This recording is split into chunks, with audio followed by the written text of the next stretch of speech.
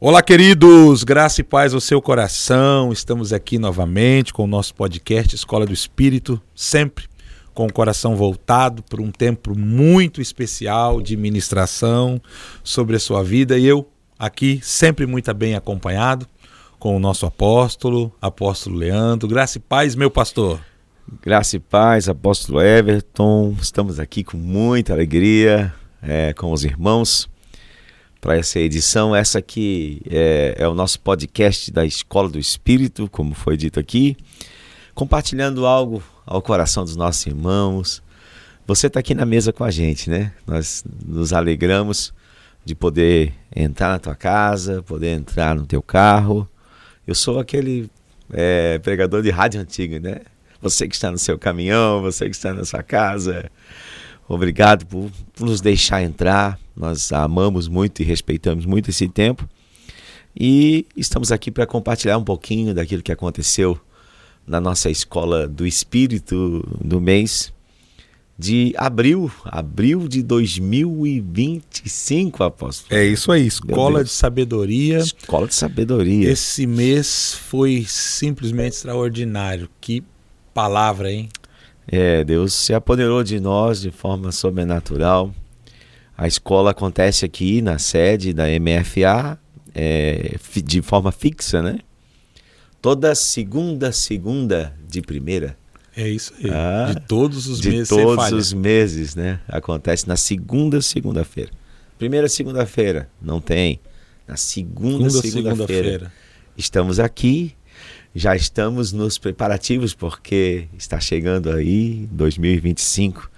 Também a nossa convenção apostólica, né? Estava aqui compartilhando com o apóstolo Everton os preparativos aqui na nossa sede. Que é um tempo único. Vou falar aqui em primeira mão, não falei nem na igreja ainda, né?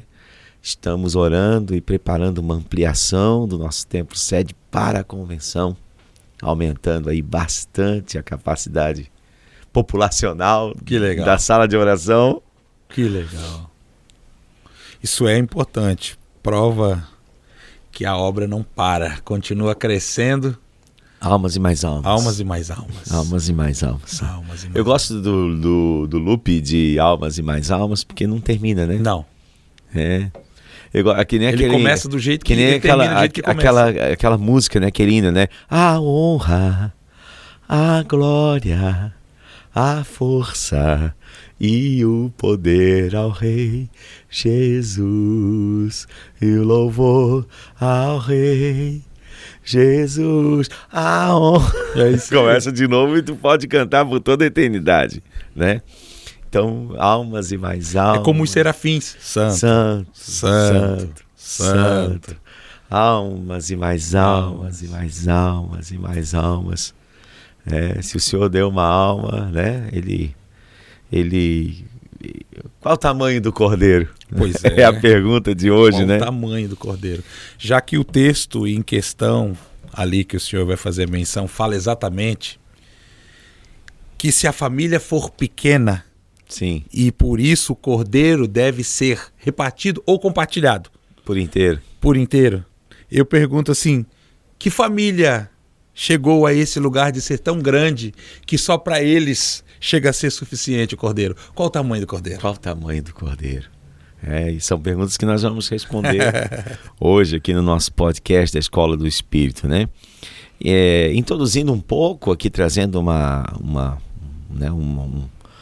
contexto daquilo que aconteceu. Claro, pastor, eu não assisti ainda à escola. Se você assistir aí no canal a Escola de Sabedoria de Abril, você vai ter um contexto muito mais profundo desse podcast, né? Então, dá uma pausa aqui no podcast, vai lá, assiste.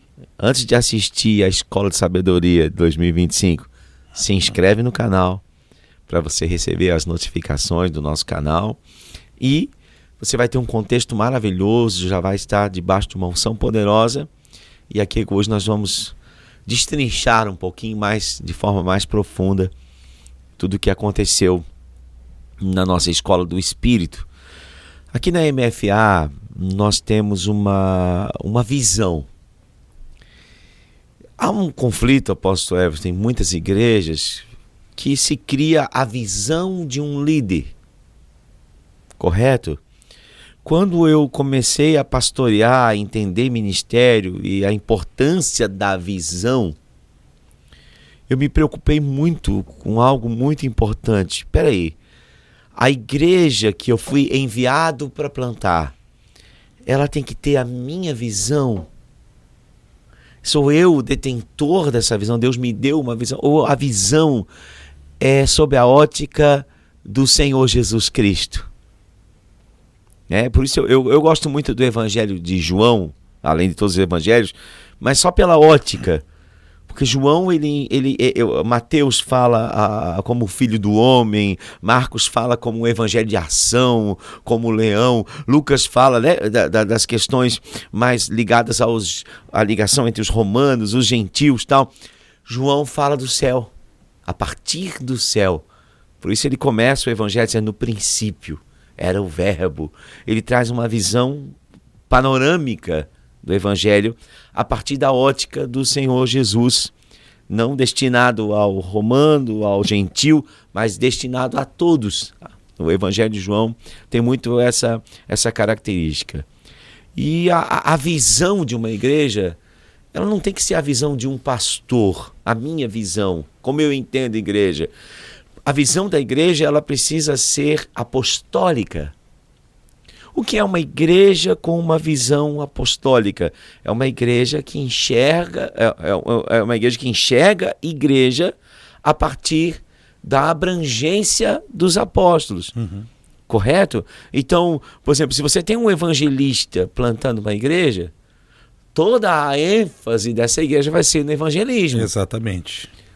Não tem muita atenção ao ensino, não tem muita atenção ao pastoreio, não tem muita atenção à expansão. Se você tem uma igreja plantada por um profeta, então ela tem a ênfase... São características dele que vão compor um pouco mais profunda a visão daquela igreja. Okay. A visão apostólica, não. Aí onde Deus me levou a entender, na visão apostólica, o evangelismo é de suma importância. Correto? Visão apostólica ganha alma. Todo apóstolo, em primeira essência, é um missionário. Mas o discipulado é tão importante quanto o evangelismo. Como essas pessoas são conduzidas agora na sua caminhada de fé, as estruturas internas dessa igreja de discipulado. Mas a preparação da liderança, que agora é profética e de ensino.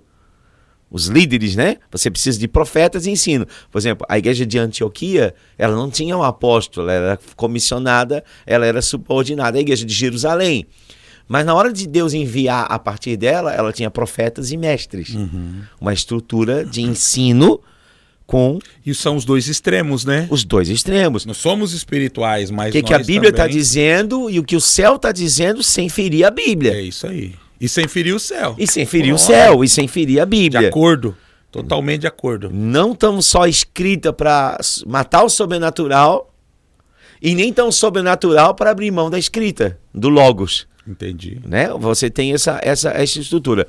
Então, ela é uma visão bíblica para a igreja, onde nós chegamos a esse ponto que hoje é a visão da MFA. Fica claro, não é a minha visão. Ninguém precisa me conhecer para conhecer a visão da MFA. Basta conhecer a palavra. Então, nossa visão, levar os descrentes à fé. Evangelismo. É isso aí. Levar os crentes à maturidade, ministérios, toda a estrutura de discipulado. Levar os maduros à liderança, é fechar o círculo. Se é líder, vai ter que ganhar alma, vai ter que discipular, vai ter que gerar outros líderes, porque liderança é o que nós estamos fazendo com a nossa influência. Uau. Então a minha influência tem que servir para ganhar as almas, a minha influência tem que servir para discipular, eu estabeleço uma cultura da igreja, né? E a minha influência precisa gerar outras pessoas que também desejam liderar e pregar e discipular. Eu quis trazer esse contexto da visão, porque o assunto que nós vamos falar hoje, exatamente, nós vamos abordar muito a questão, hoje ou talvez nas próximas escolas, né? Nas próximos podcasts, até a próxima escola, porque nós vamos abordar mais profundamente um aspecto, que é o evangelismo.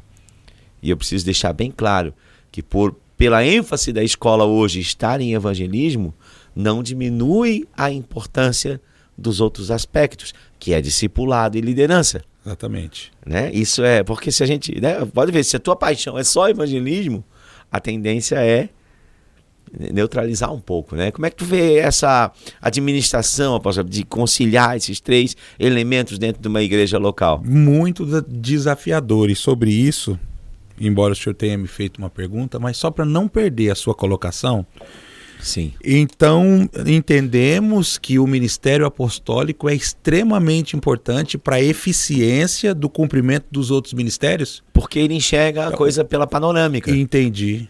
Não deixa o trabalho apostólico é não deixar esfriar nenhum ponto. Nenhum ponto. Não pode esfriar o evangelismo. Trazer equilíbrio Não pode esfriar para o a evangelismo. atuação de cada um dos ministérios também. Exatamente. Não pode esfriar o profético. Opa, começou a acessar os dons, começou a acessar o profético. Vem cá, ó, gente.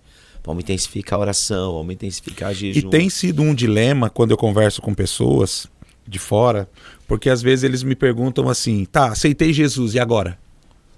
E agora? Não, e agora? Elas perguntam, e agora? Por quê? Porque a gente às vezes vê, dentro desse contexto, as pessoas ainda desorientadas. Desorientadas. E agora? Eu uso muito a analogia família.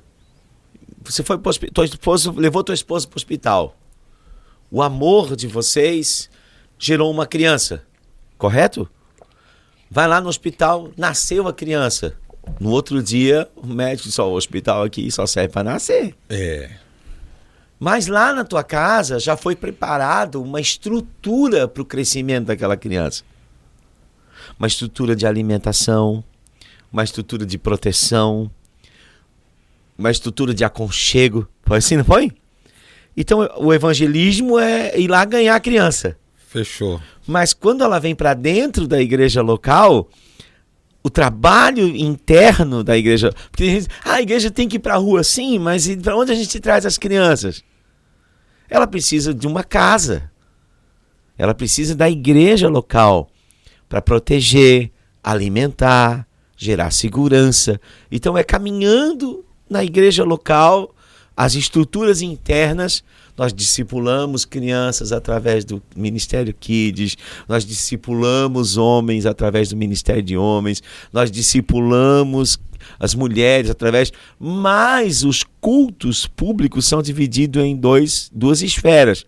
Primeiro, a adoração congregacional, que não é a minha adoração particular. Entendi. Há muita confusão nisso. Tem gente que chega no culto de adoração assim, ó, não dá bola pro irmão do lado. Agora é entre você e Deus. Não, não é. No culto... Entre você e Deus é lugar secreto. É lá no secreto. No culto é eu adorando com o meu irmão. É o Vem coletivo. cá, vamos adorar junto. Salmo 133. Exatamente, né? Mas o segundo tempo dessa reunião é discipulado. Ele está também dividido entre ganhar as almas que estão ali, ensinar esses crentes, edificar esses crentes à maturidade, e também é dividido em treinar líderes, influenciar outros a ir para a rua, ganhar as almas, discipular. Então essa visão ela é muito abrangente, ela é um círculo fechado, né? Eu acho que a melhor analogia é essa. Pega a criança que nasceu no hospital, nasceu na tua casa, nasceu na rua, traz para dentro de uma família. É aqui na família. Por isso Jesus chama ela um ambiente, o pertencimento a um lugar. Quando tinha que entrar no lugar santo, no tabernáculo, tinha que passar pelas 5 colunas. As 5 colunas que sustentavam aquela casa. Apóstolos, profetas, evangelistas, pastores e mestres. Efésios 4:11.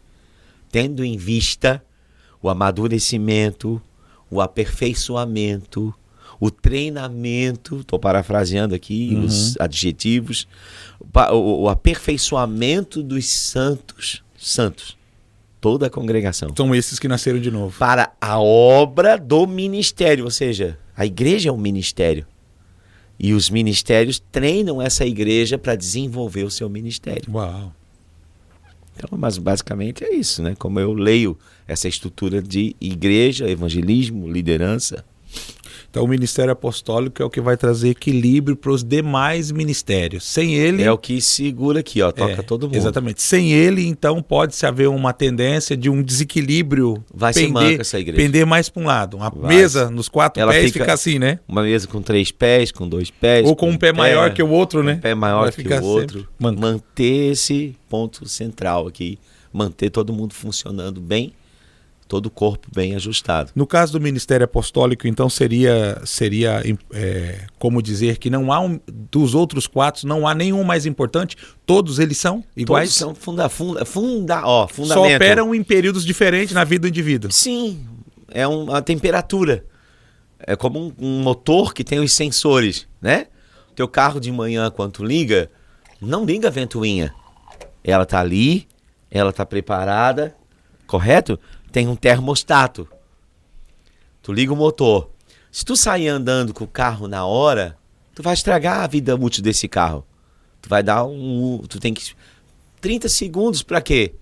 Para o óleo vir, lubrificar o motor. Se tu liga e já sai, tu diminuiu a vida útil do carro, porque tu tá movimentando isso.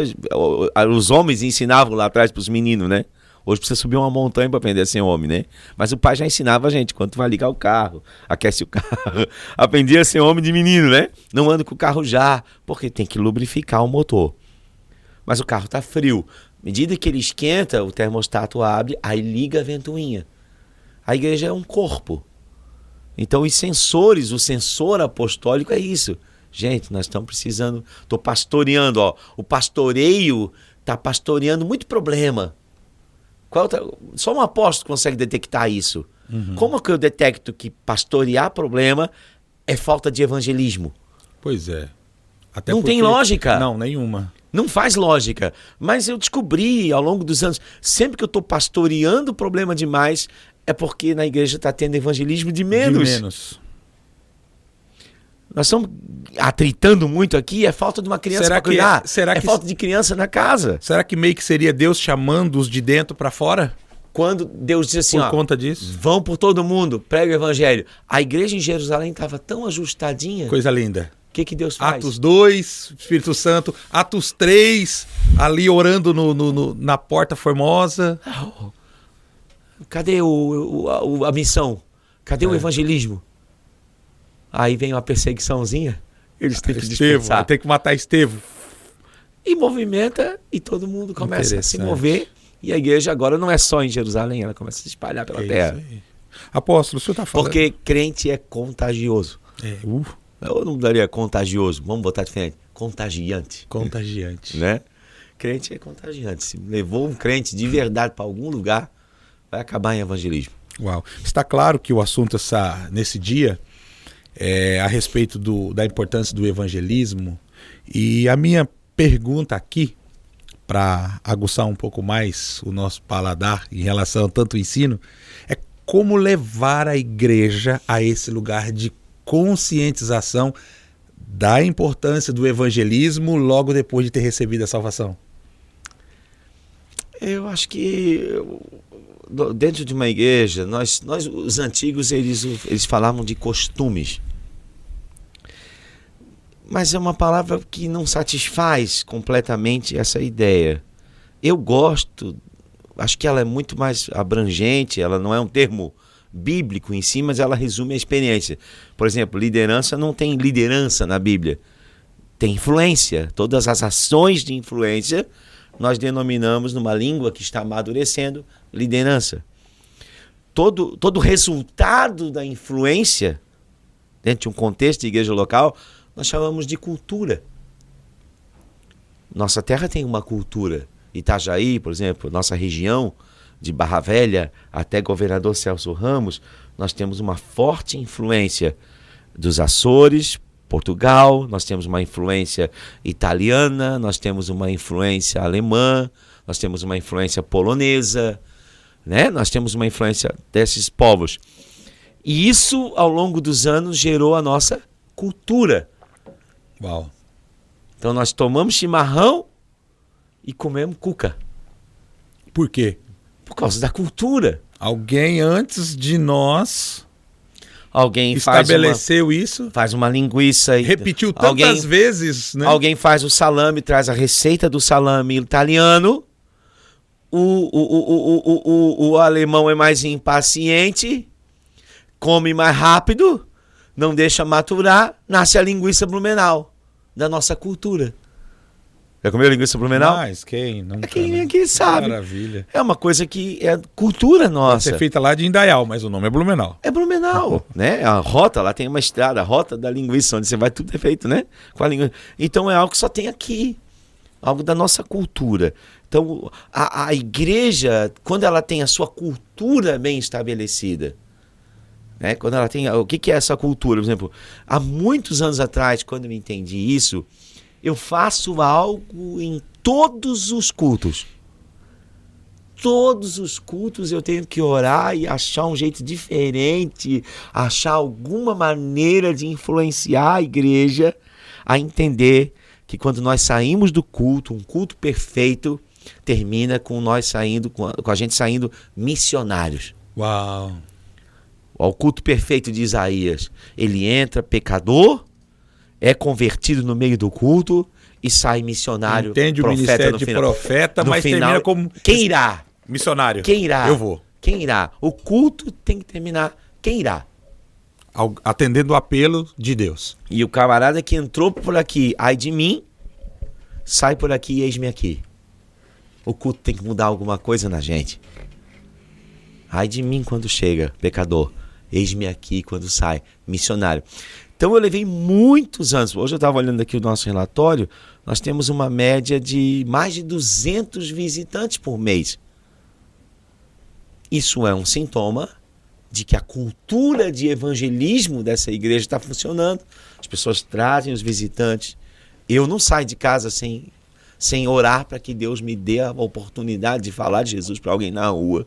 Não importa se eu prego para 1.000, para 600, para 700 pessoas por semana, se eu falo para 5.000 pessoas aqui no meu... Tá, então o senhor como não pastor, importa. Quanto mais o senhor faz isso, mais o senhor está impregnando esse comportamento para que se torne uma cultura congregacional? Cultura é uma cultura. Então começa pelo pastor? Começa pelo pastor. Entendi. A cultura é determinada pelo pastor local. Mas e alguém que se diz assim, não tem um chamado para evangelista? Não tem um chamado para evangelista, nem todos têm. O chamado não é para evangelista, o chamado é para evangelizador. Uau! Isso é uma coisa muito distinta. O evangelista é o catalisador, é um ministério específico da igreja. O ID não, o ID é para todo mundo. É a mesma coisa que uma mulher diz assim, eu não tenho chamado para ser mãe. Não, ela pode ter algum problema, alguma deficiência que a impeça de ser mãe. Ou está negando aquilo ou ela está negando a natureza, é natural. Exatamente. Ela nasce com o equipamento. Ela nasce tá ali. Ela pode não ser, mas ela recebeu uma natureza que dá todas as condições para que ela seja. Pra ela. Então ela pode ter um problema, ela pode ter uma dificuldade, mas a natureza dela está ali. Então evangelizar é para todos. É natureza. Para todos. Nasceu de novo, ganhador de alma. Quanto mais ama Jesus, mais vai ganhar a alma. Que fantástico. Entendeu? Então, essa é a essência da coisa, né? Levar a igreja a esse lugar de conhecimento, que é de responsabilidade e dever dela falar de Jesus para o próximo. Criar cultura. Isso é amar o próximo?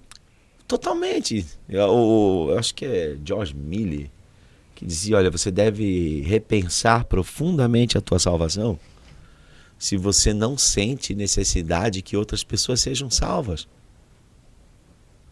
Davi, quanto mais arrependimento, mais evangelismo. Olha, Davi começa o Salmo 51 se arrependendo. Não é assim? Sim. Ai de mim, porque sou filho, nasci em pecado me concebeu minha mãe, o pecado vem até os meus ossos, eu estou profundamente abalado. Ele começa a descrever. No versículo 10, ele vai dizer a senha, assim, cria em mim um coração puro e gera em mim um espírito estável. Arrependimento, coração puro, transformação, espírito estável, maturidade. Uau. E aí depois no versículo... Seria a visão, quase? Claro. Levando os descrentes à fé. Exatamente. Os crentes à maturidade. A visão é bíblica. E os maduros à liderança.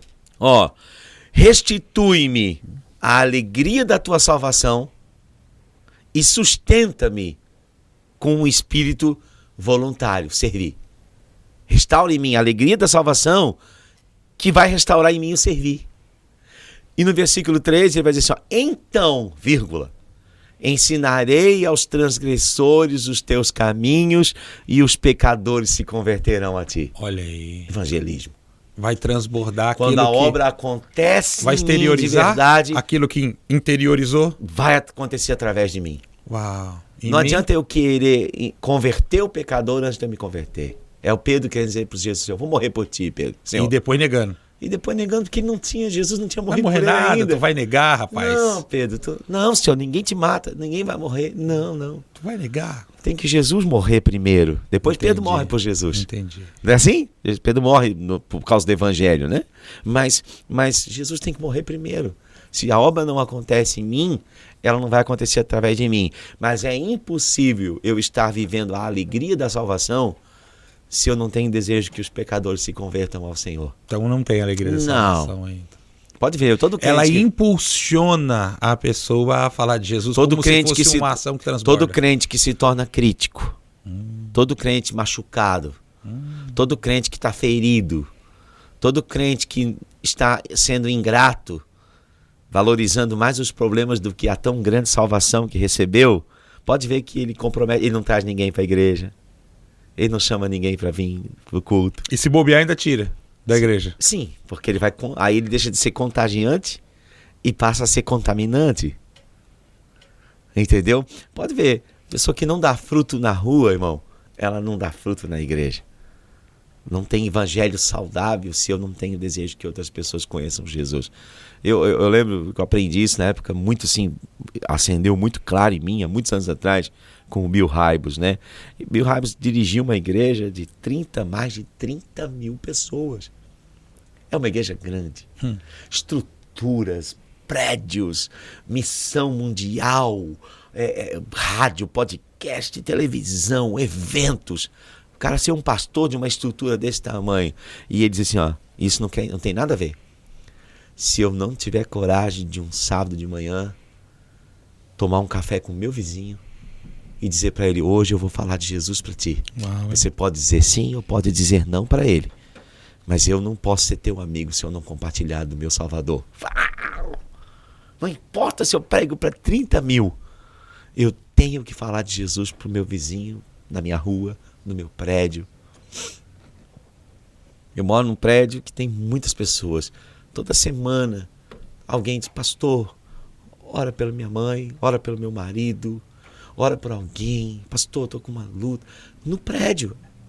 As pessoas me conhecem, elas sabem que eu sou pastor, elas sabem que eu tenho uma vida com Deus. Eu sei que elas sabem que eu tenho uma vida com Deus porque reflete no interesse delas. Tem gente do prédio já congregando aqui comigo. Que legal. Entendeu? Funcionários que trabalham no prédio hoje congregam comigo. Congregam aqui na igreja. Entendeu? Porque não importa que eu prego aqui para 600 pessoas, para 500 pessoas, que eu faça um vídeo que fala com 5 mil, com 10 mil, com 100. Não importa. Eu tenho que falar de Jesus de forma pessoal. Não importa o tamanho do que eu faço. Fantástico. Né? É isso aí, você está acompanhando esse tempo de instrução aqui no nosso podcast Escola do Espírito, lembrando que acontece semanalmente. Apóstolo, uma pergunta aqui que fluiu sobre o assunto. Tá bom, entendi que todo crente precisa falar de Jesus. Tem que ser um evangelizador. Mas, depois de entender isso, o desafio é: como eu posso evangelizar uma pessoa? Isso é Quais argumentos se devem ser usados para evangelização? Eu acho que a porta para o evangelismo é a mesma de Jesus. Sabe? Jesus, como é que Jesus, como é que é a base do ministério de Jesus? Ele diz assim, eu não vim para ser servido. Eu vim para servir. Então, sempre que o meu coração é de servir, eu vou criar portas para o evangelismo. Sempre. Eu lembro, quando tu me faz essa pergunta, eu lembro uma vez que eu li num livro do Po Yanshu sobre isso. Ele fala de uma senhorinha da igreja, que ela queria muito fazer um grupo de oração no prédio. Ele trabalha com grupos, né, de células e tal, e ela não podia porque o prédio não permitia reuniões religiosas na estrutura do prédio. Para qualquer pessoa, pronto, está resolvido, eu não posso evangelizar aqui, o prédio não permite, acabou, né? Ela não. O que ela fazia? Ela ia para o elevador e ela entrava no elevador como se ela estivesse indo para o apartamento dela, mas ela ficava lá. Uma senhora entrava com uma criança e uma bolsa, ela ajudava a carregar a bolsa. Alguém precisava de uma ajuda com a cadeira de roda, entrar e sair, ela ajudava. Alguém precisava ajudar um cachorrinho, alguma coisa a subir, ela ajudava. Quando ela ajudava, a pessoa chamava ela para tomar um café, ficava amiga da pessoa a médio prazo. Ela anunciava Jesus, levava a pessoa para a igreja. O que abriu essa porta de evangelismo? Servir. Que fantástico. Servir. Não conheço porta melhor. Todo mundo quer parar para ouvir uma pessoa que tem um comportamento assim? O John Maxwell, ele fala uma coisa de liderança que é impactante para mim.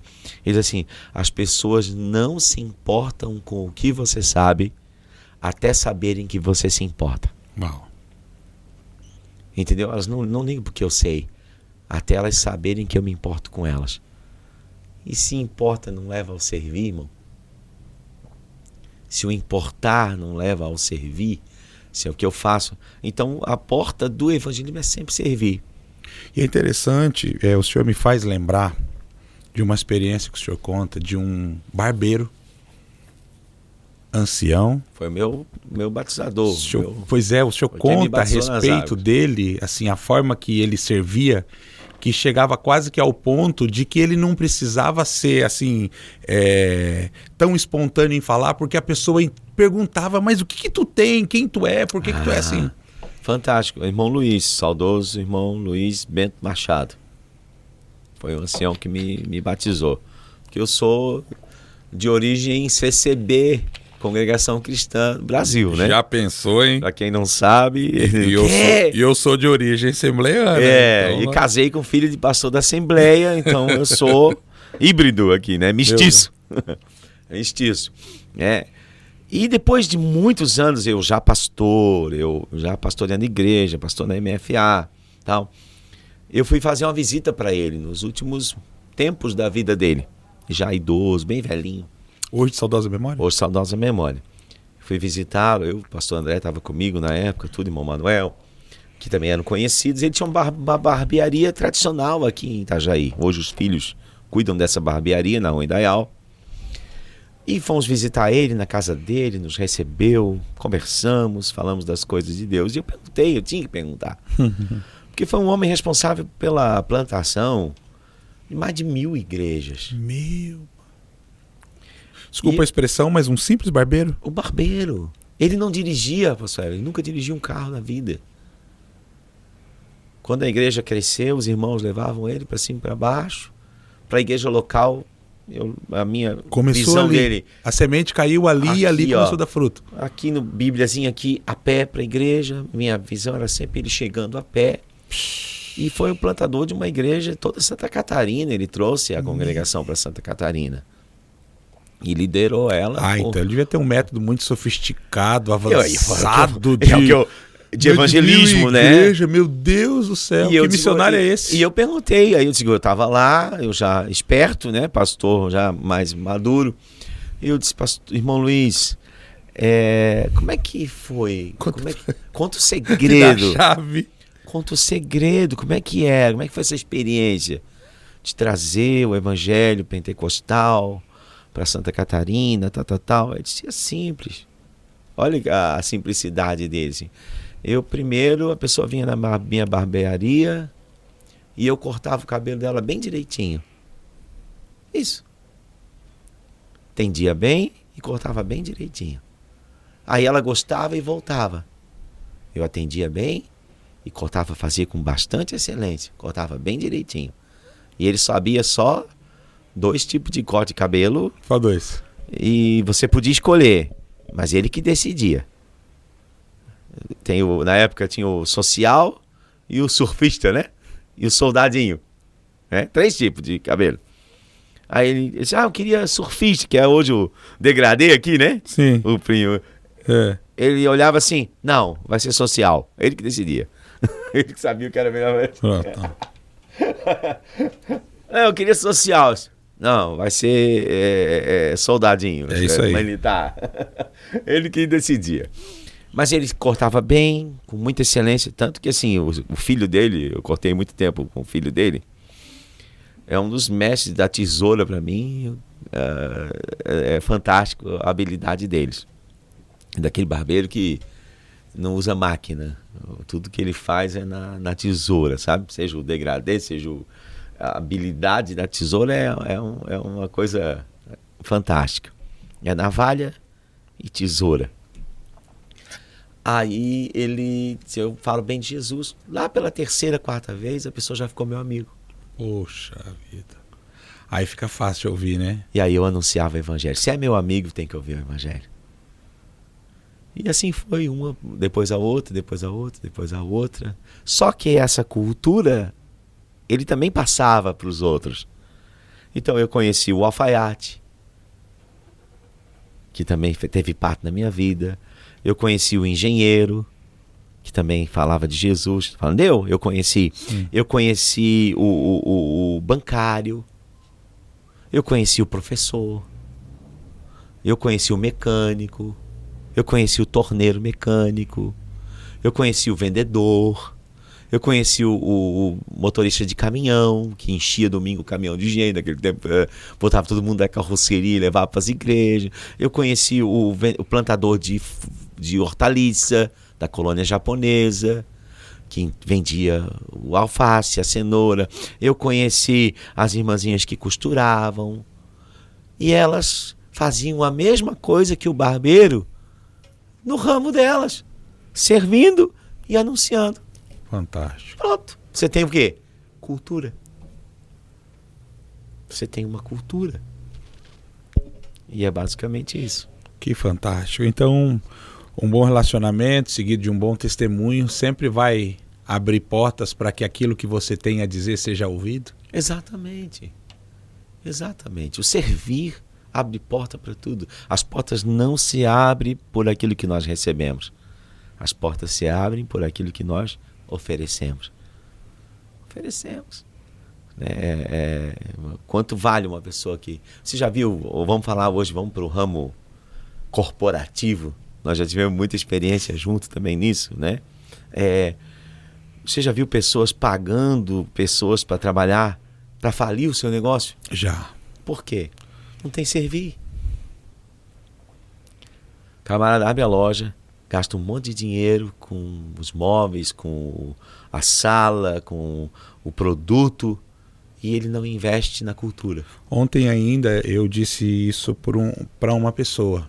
Estava recebendo um serviço, né, em um lugar específico, não vou abrir detalhes, mas o funcionário com um comportamento muito destrutivo em relação ao ambiente. Sabe aquela pessoa que acaba tendo aquele tipo de fala assim que torna o ambiente muito pesado? E o patrão perguntou para mim, pastor, o que eu faço? E o funcionário fez a mesma pergunta e eu disse assim, olha, eu falei pro funcionário, tu tens que agradecer a Deus pelo patrão que tu tem, porque graças a pessoas que nem ele, pessoas que nem você têm um serviço. É um fato. O que o senhor quer dizer com isso? Eu falei, quer dizer que se eu fosse teu patrão, eu te mandaria embora hoje. Hoje. Agora. Sério, eu falei, estou te falando a verdade. Graças a pessoas que nem ele, pessoas que nem você têm serviço, porque tu cria um ambiente muito ruim à sua volta, e isso torna o teu ambiente isso torna o teu ambiente estéril em relação à expectativa que se há quando fala-se de serviços específicos. Servir. Então Jesus abre isso. Eu não vim para ser servido. Ele era servido? Era. Ele era servido? Era. Os discípulos Mas faziam. talvez fosse porque ele era um exemplo em servir, né? Ele servia tanto que as pessoas queriam ser recíprocas. É propósito. Ó. Os discípulos faziam compra quando estavam com fome. Quem que ia comprar o alimento? Quando Jesus queria fazer uma reunião, quem ia preparar a sala? Isso Os aí. discípulos iam? Quando Jesus vestia, ele costurava a roupa dele? Não. Não. É assim? Ele era servido, mas ele não está dizendo, não é esse o problema. Ele está dizendo, eu não posso ser servido. Tá dizendo, eu não vim para ser servido. Se não tiver ninguém fazendo, não vai parar. Não vai parar o que eu vim, que é o meu propósito, servir. Mas ele servia tanto que quem estava perto, Influência, cultura. não tem como. Cultura, né? É. Cultura. Mas, tipo assim, tem gente... Tá, você serve, ou você é servido. Você para de servir porque não está sendo servido? Não. É aí que tá. E o senhor falando, vem tanto exemplo bíblico. Eliseu, quando foi chamado, estava servindo. Moisés, lá no deserto, estava servindo. Servindo. José, vida toda. Servindo. E aí vai. Se for procurar na Bíblia, não vai encontrar ninguém tão desocupado assim, Não, a ponto de ninguém ganhar desocupado. a atenção. Davi. Servindo. Servindo. Quando não estava nem em casa, porque estava servindo. Pedro. Servindo. Tiago. Servindo. João. Também. Pô. Mateus. Servindo. Pois é. Um trabalho bem difícil. Vai servindo. Servindo. Lucas. Servindo. Servindo. Paulo. Paulo. Servindo. Servindo. É isso aí. É interessante olhar por esse aspecto, porque o evangelismo tira o crente desse marasmo, dessa vida de agora sou crente e virei alguém tão congregacional assim que eu fico aqui só recebendo. É porque, Jimmy, quando esfria o amor, baixa o evangelismo. É no evangelismo que vai sentir falta do esfriamento do amor? Primeira consequência? Sintomático. É sintomático. Eu usei um exemplo aqui na igreja uma vez. Eu estava nessas de criatividade, de como que eu faço para entender e a gente entender isso. Eu lembro que uma vez um amigo, aconteceu algo muito especial na minha vida, um momento muito legal assim na minha vida, tal, que merecia uma celebração. E um amigo me disse, não, você vai almoçar comigo. E ele me levou num lugar fantástico, que eu sabia que estava custando para ele alguma coisa, aquele momento para mim. Me fez sentir especial. E era um dia muito especial para mim. Fantástico, um dos dias mais legais da minha vida. Eu tinha acabado de passar por uma doença, tal, e Deus me deu uma vitória. E aquele dia foi um dia especial. E naquele lugar, eles serviam um churrasco. Irmão, o atendimento era maravilhoso. A carne era um tipo de um local onde eles vendem a carne também, um açougue, né? Mas também assam a carne para você ali em tempo real.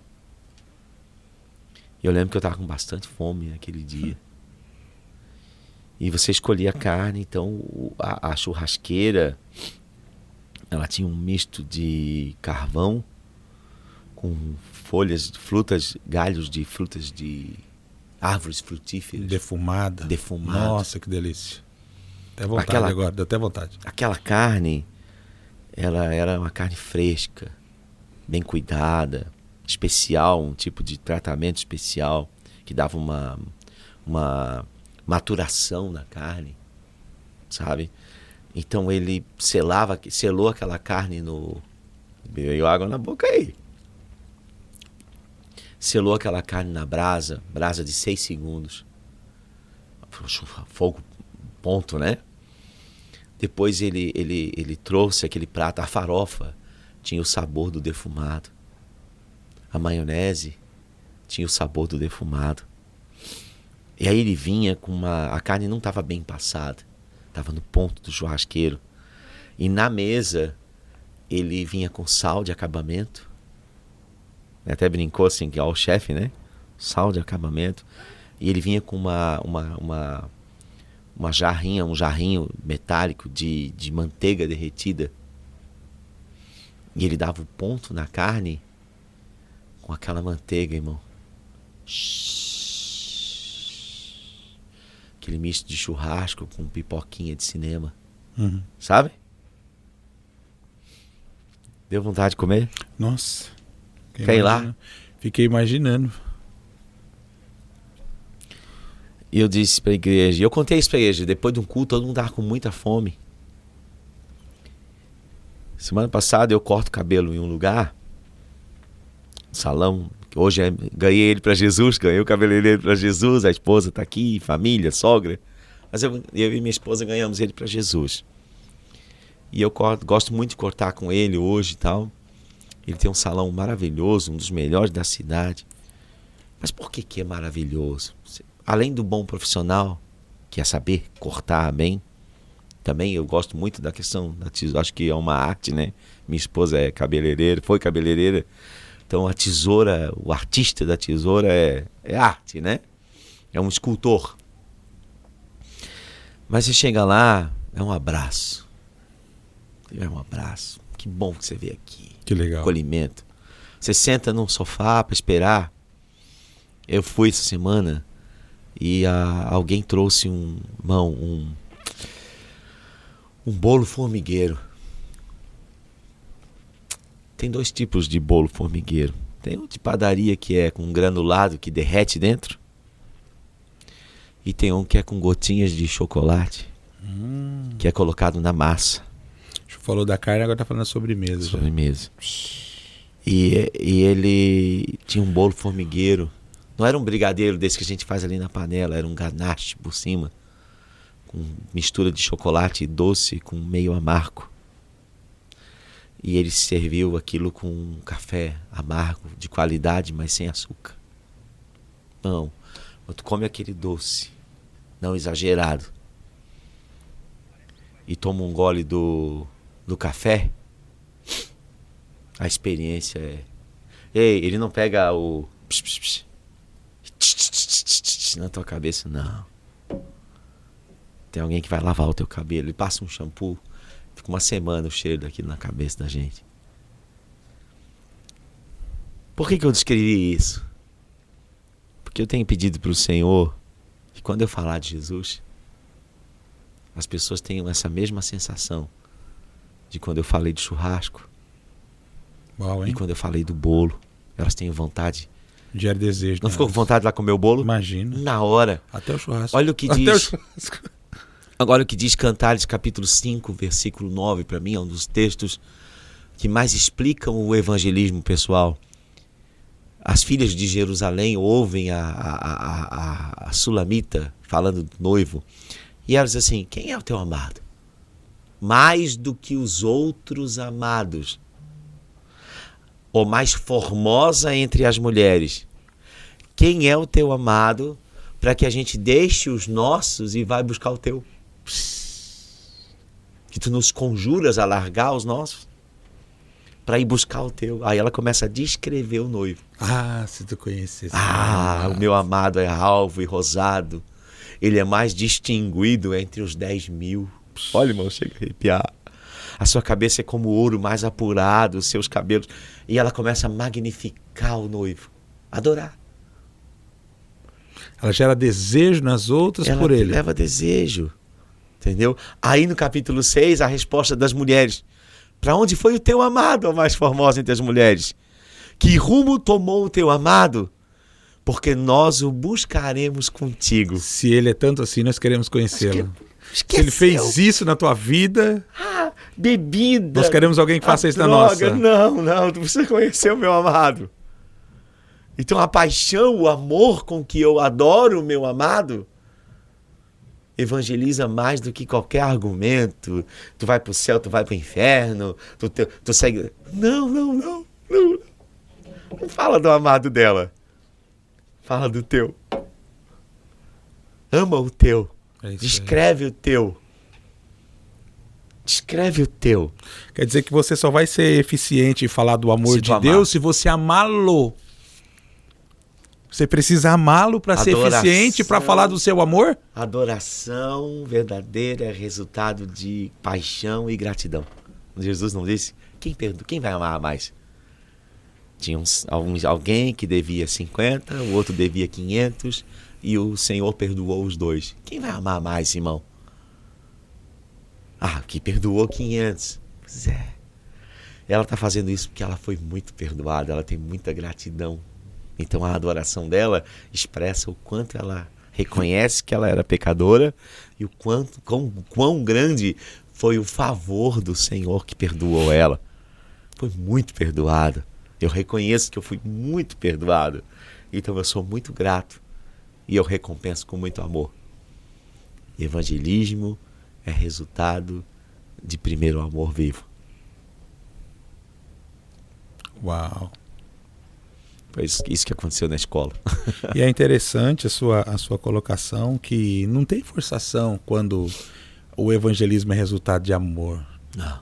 Eu acho que o que flui é tão nobre, é tão puro, é tão bom, que a pessoa que está do outro lado não está se sentindo acuada. Não. Não é um terrorismo psicológico. Eu não tô fazendo Aceita nada. Jesus, senão você vai pro inferno. Não estou fazendo nada. Não é um terrorismo psicológico, não é uma ameaça. Eu dei atenção para você. É apresentar a ela aquilo que ela desconhece na sua máxima. A minha que estratégia todo mundo de procura. evangelismo é muito simples. A minha estratégia pessoal, como eu fluo. Eu tenho uma imagem que toda pessoa perto da gente, ela está com um jarro aqui de água, um recipiente com água. Ela está precisando esvaziar isso aqui. Então, a melhor porta que eu tenho é fornecer para ela um ambiente para que ela esvazie. Como é que ela vai fazer isso? Ela vai olhar em você alguma coisa e ela vai dizer, eu tô com um problema. E ela começa a esvaziar. Eu tô com uma dificuldade, tô passando por isso. E você, com uma escuta ativa, serve ela com os ouvidos. E ela compartilha. Tá difícil, papapá, tarará, tarará. Quando eu servi bem, que ela esvaziou o recipiente dela, eu conquistei o direito de também esvaziar o meu. E de derramar algo sobre ela? Exato. Eu vai servi, sair do Senhor, vai se esvaziar derramando sobre ela. Eu servi. Entendi. É reciprocidade. Quando alguém se eu te der isso aqui, o que tu vai dizer pra mim? Obrigado. Obrigado. Ou seja, Obrigado. Em algum momento eu vou ter que te retribuir. Exatamente. Então eu resservi ela com o meu ouvido. Agora ela me deu o ambiente, ela tem recipiente vazio para receber a água que eu vou colocar sobre ela. Então eu, como crente evangelizador, identifico nesse momento uma oportunidade para poder evangelizar? Sim, talvez nesse dia eu entenda, eu não seja afoito, como o meu ancião dizia, né? Eu cortei uma vez, cortei 2 vezes. Eu vou servindo, deixo aquela pessoa esvaziar. Quando ela está servida, ele vai sentir quando ela está pronta. Ela está pronta. Eu adquiri direito de semear. Às vezes está pronta no primeiro momento, às né? vezes está e caindo às vezes de maduro. Precisa de isso, caindo de maduro. E às vezes está precisando de um processo. Então, o que acontece? Eu agora tenho legitimidade no coração dela para falar. Poxa, o cara me escutou 1 hora. Isso vale para aconselhamento, isso vale. Você serve com o ouvido. Fala. Olha, com o que você me falou, eu posso te ajudar. Eu posso te ajudar. Pronto. Exato. Ganhei a atenção dela. Ganhei o coração Eu posso te ajudar. Dela, porque ela tem gratidão agora. Olha aí. Eu faço parte de um lugar onde está cheio de pessoas que tinham o mesmo problema que o seu. Você não vai querer ouvir a pessoa? Aí eu começo Aí a melhor estratégia qual é? É eu não falar... porque a maioria das pessoas na escuta, a gente erra muito nisso. Eu tenho que lutar muito contra isso. Tinha até uma piada sobre isso, né? Aquela pessoa assim, ó. A pessoa espirra. Aí você espirrou e diz assim, eu tô sentindo um resfriado. Aí a pessoa diz assim, eu tô quase com tuberculose hoje. Isso não é escutativa. Você fala assim, rapaz, tô tão feliz. Aconteceu algo. Na minha vida aconteceu o dobro. Fechou, né? Então, no evangelismo, não. Eu não diminuo a importância do que ela está passando. Independente que seja. Não, eu não vou falar disso. Eu vou falar do meu amado. Pronto. Paz, olha. Eu achei um amigo. achei um bom amigo. Eu encontrei um amigo. Uau, e esse amigo me encontrou no pior momento da minha vida. Quando eu pensei que estava tudo perdido. Eu pensei que não tinha saída, ninguém podia me ajudar. Não é nem que pessoas não queriam me ajudar. Sempre tem alguém querendo ajudar. A questão é que ninguém podia. Para isso não. Para tanto. Ninguém podia tocar o meu coração daquele jeito se não estivesse lá dentro. Eu encontrei. Então eu começo a descrever o meu amado. Quem eu era. O que ele fez. Quem é ele. Cara, e o Espírito Santo unge isso. Uau. Unge isso. Mas se eu não tenho uma vida de adoração, aí eu começo. Aí o assunto vai para onde? Mas crente pode ou crente não pode?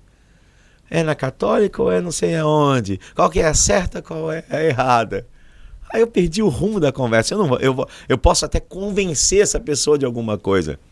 Ou então a pessoa pode até me dar razão no primeiro momento, mas não aconteceu nada dentro do coração. Debater, ganhar dela na Bíblia. Mas... Se eu ganhei a discussão, provavelmente eu perdi o coração. Perdeu o coração. A maioria das vezes que nós ganhamos discussões, nós perdemos o coração. A pessoa, tá bom, você ganhou, não vou argumentar mais. Ou só deixa pra lá.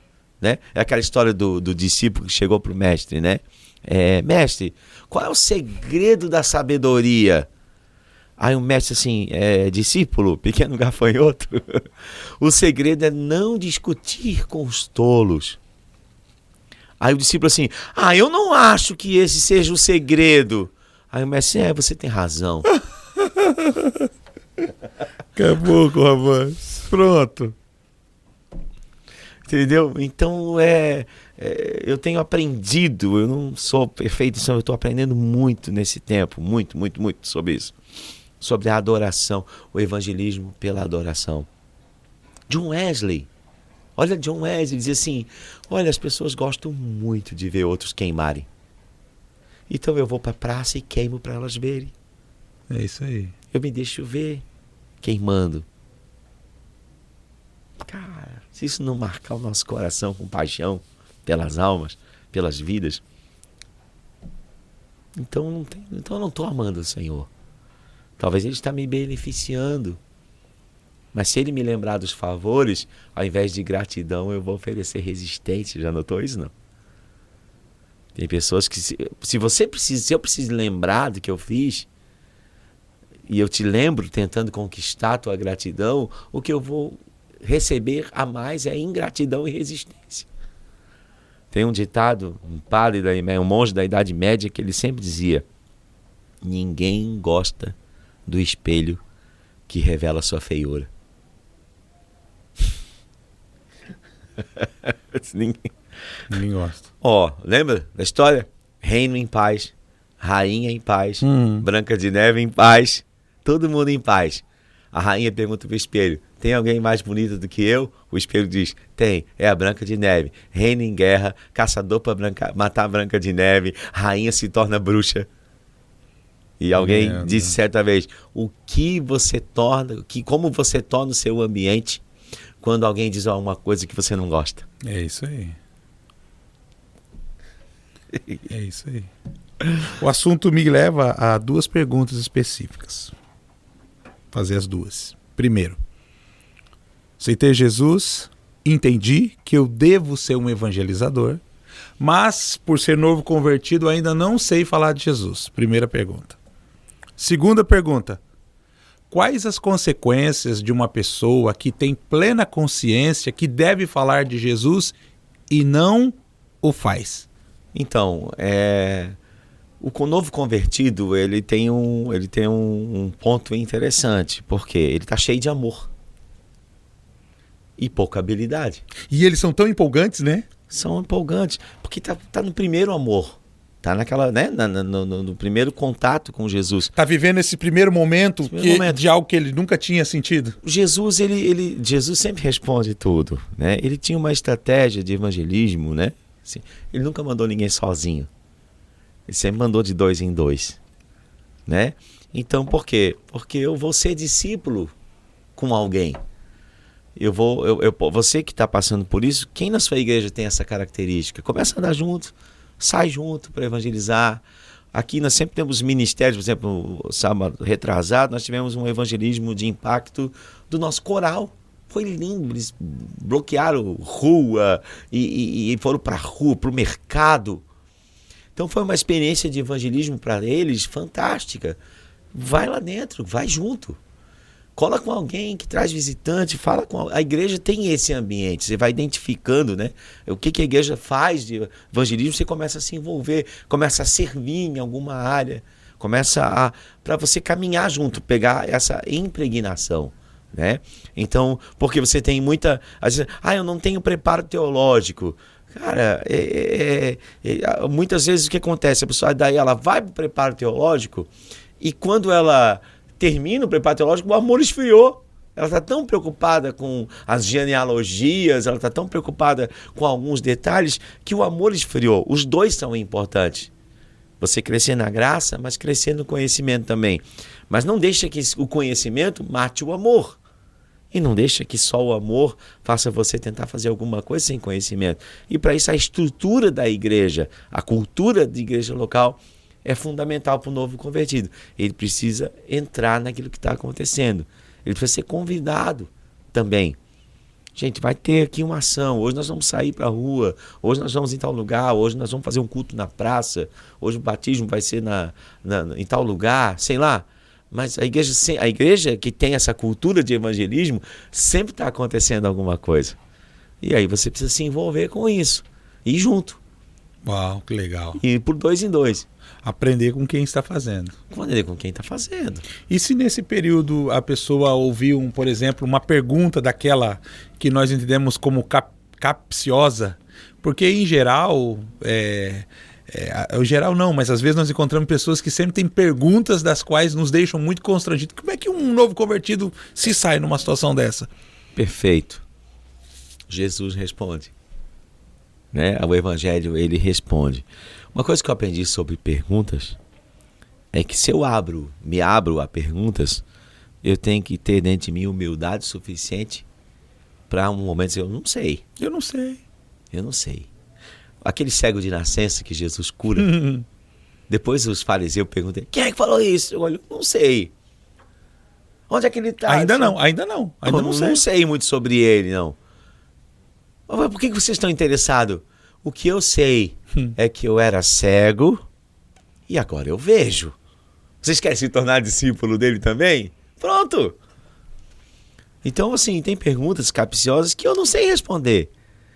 Ou que o alvo de responder não vai resolver a questão ali, porque a questão não tá. Eu não tenho uma porta para o evangelismo. Eu tenho alguém provavelmente tentando atacar minha fé. Então eu saio dessa conversa. Olha, eu realmente não... Eu não tenho, mas olha, eu sei o que ele fez na minha vida. Eu sei quem eu era e quem eu sou. Hoje eu vou te falar o que eu sei.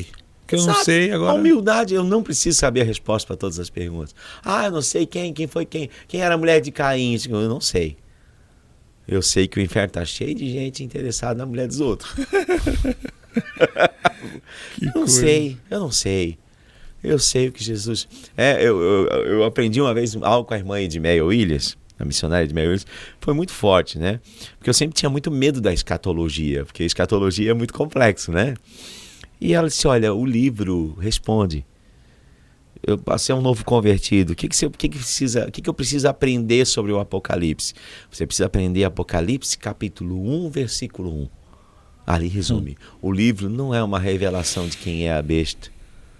O livro não é uma revelação de quem é o falso profeta. Até acontece algumas coisas no mundo que, agora vem a besta, agora vem o falso profeta.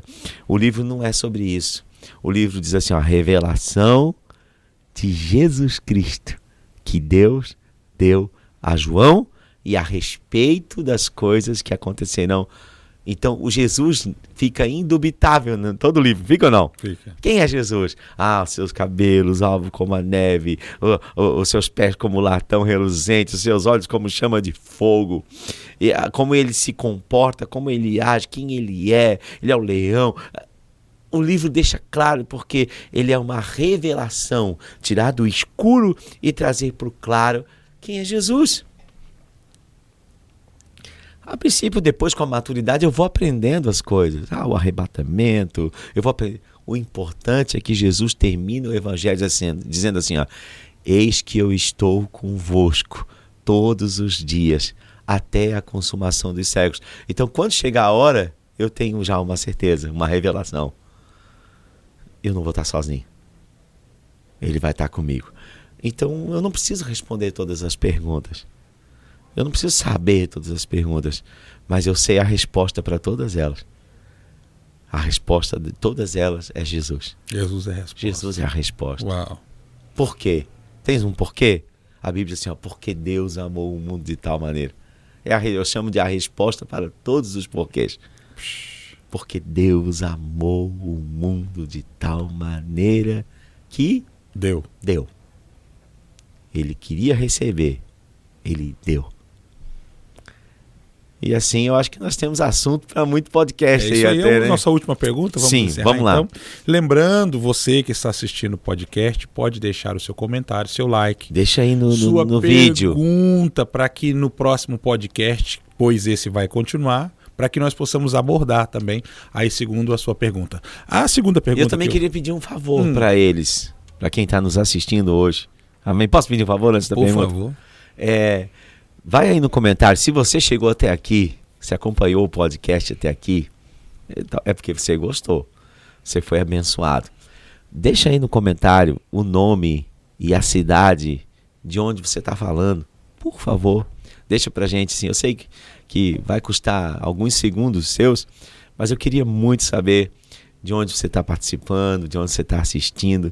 Vai ser uma alegria muito grande para nós, amém? Aí no comentário, deixa o nome, a cidade, de onde você está falando. Custa nada não, e se você gostou, curte.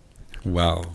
Apóstolo, a segunda pergunta foi o seguinte: entendi que eu preciso ser evangelizador, porém estou negligenciando essa ordenança. Certo. Ir por todo mundo e pregar o evangelho a toda criatura. Entendi que eu devo ser um evangelizador, porém estou negligenciando isso. Quais as consequências? Eu diria que até antes das consequências, vamos tentar trazer um pouco de sintoma, de causas, né? Causas. Eu só vejo duas causas possíveis e elas se ramificam. Causa número 1, o amor esfriou. Certo? Causa número 2, ignorância. E deixa eu falar uma coisa para ti, na experiência de igreja, a maioria das pessoas, por isso a importância da cultura de evangelismo, a maioria das pessoas não evangeliza porque não sabe como.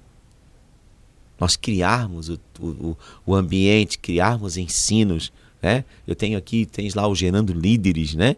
Que é uma escola ministerial, nós temos o IBFA, né? Temos matérias ali que vão ensinar sobre isso, temos as classes de evangelismo e tal. Então o que acontece? Muitas vezes as pessoas não falam de Jesus porque elas não sabem falar, elas não sabem como. Então é por ignorância, não é por má fé. Ela até queima, mas ela... O que eu vou dizer? Como que eu vou abordar? Como que eu vou fazer? E o número 2 é falta de vontade. E a falta de vontade é porque o amor esfriou. E Jesus fala das consequências. Olha só. Se não te arrependeres por ter deixado o primeiro amor, moverei do seu lugar o teu candeeiro, caso não te arrependas. Ele está falando para a igreja de Éfeso, uma igreja que tinha esfriado o primeiro amor. Fazia tudo religiosamente bem, porém não estava amando o Senhor. E Jesus diz que a consequência disso era perder a iluminação do Espírito. Eu removo a tua lâmpada. O que era o candeeiro? O candeeiro era a lâmpada do lugar santo. Eu não enxergo mais, olha aí, a manifestação da presença de Deus, porque no lugar santo era o lugar da manifestação. Os sacerdotes não podiam ministrar de pé, tamanha a percepção da presença naquele lugar. E a luz desse lugar era o candeeiro. Jesus está dizendo assim, se tu não te arrepender por andar frio em relação ao amor, Eu vou remover a tua iluminação. Você vai chegar na igreja e não vai sentir mais a presença de Deus. Você vai orar, mas não vai sentir a presença de Deus. Você vai cantar, mas não vai sentir a presença de Deus. Você vai precisar de vai ler a Bíblia, não vai ter revelação. Você perde o candeeiro. Então essa é a consequência de deixar o amor esfriar. Não falar de Jesus é consequência do amor ter esfriado. Entendeu? Eu parei, esfriou meu amor por Jesus, eu perco a motivação de falar dele. Por que eu vou falar de um amado que não é maior do que o meu trabalho? Nossa. Porque as filhas de Jerusalém estão dizendo isso. Quem é esse teu amado mais do que os nossos amados, que tu nos conjuras a deixar o nosso e buscar o teu? Quem é? Ou seja, não, o teu amado trabalho é tão amado quanto o nosso. Tu ama mais o teu trabalho do que a Jesus.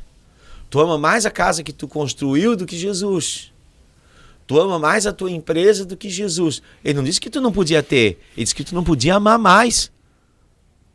Tu pode ter tudo. Só não pode amar mais do que a Jesus. Nem mãe, nem irmão, nem filho, nem ninguém. É sobre isso. É esse o meu lugar. Então, quando o amor esfria, eu não tenho motivo para falar de Jesus. O que o Davi vai dizer? Restaura em mim a alegria da tua salvação. E eu vou anunciar aos transgressores. E eles se converterão. Uau. Então, essa é a consequência. Perder a iluminação, perder a revelação da presença. Nossa. E eu não quero. Mas, olha, nem eu. E aí, vamos continuar alguém na semana que vem? Vamos, estou... Diga aí, se você quer que a gente continue sobre esse assunto. O senhor não entrou nem no texto. Nem chegamos no texto. Não lembro nem o texto, só a introdução do assunto. Só de Êxodo 12. O cordeiro. Se Pois o cordeiro... O senhor não falou o tamanho do cordeiro, fica para semana que semana que vem. Se o cordeiro for muito grande para uma família, chama os amigos. Semana que vem, Uau. Aqui no podcast da Escola do Espírito. É isso aí, tenho certeza que depois de tudo que foi ministrado, você está com muito desejo de compartilhar o cordeiro com outra pessoa. É isso aí, sempre tem alguém muito perto de você esperando para que você se posicione e fale de Jesus Cristo, Senhor e Salvador, para ela. Glória a Deus. Vamos orar? Vamos orar. Pai, no nome de Obrigado, Jesus, queremos te agradecer por esse tempo tão importante de ministração, onde o nosso coração recebe essa porção da tua palavra. Sobre tudo que foi falado, nos dá graça, para que possamos nos posicionar de acordo com a sua vontade e cumpri-la, segundo o teu querer. Queremos ganhar almas e mais almas, vidas e mais vidas, Senhor, sendo alcançadas através daquilo que nós temos recebido do Senhor. Nos capacita, nos condiciona para que sejamos uma igreja apostólica, uma igreja missionária, uma igreja que se preocupa com aqueles que ainda não foram alcançados. Nos dá graça, nos dá entendimento. Assim te pedimos, Pai, inclusive para o culto esse fim de semana. Traz pessoas vindo de todos os cantos.